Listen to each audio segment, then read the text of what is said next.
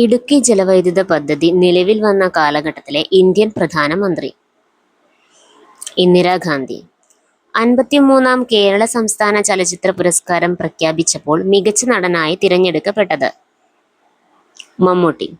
2023 ഏകദിന ലോകകപ്പ് ജേതാക്കൾ ഓസ്ട്രേലിയ. കക്കാട് ജലസേചന പദ്ധതി സ്ഥിതി ചെയ്യുന്നത് ഏത് ജില്ലയിലാണ്? പത്തനംതിട്ട.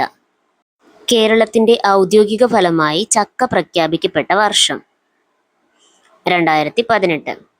റാം കെയർ ഓഫ് ആനന്ദി എന്ന അഖിൽ പി ധർമ്മജൻ എഴുതിയ നോവലിലെ കഥാപാത്രമല്ലാത്തത് ആര്? സുമതി.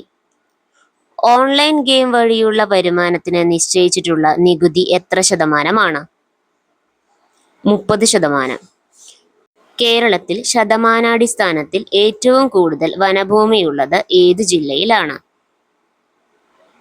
വയനാട്. പാതിര മണൽ ദ്വീപ് സ്ഥിതി ചെയ്യുന്ന ജില്ല?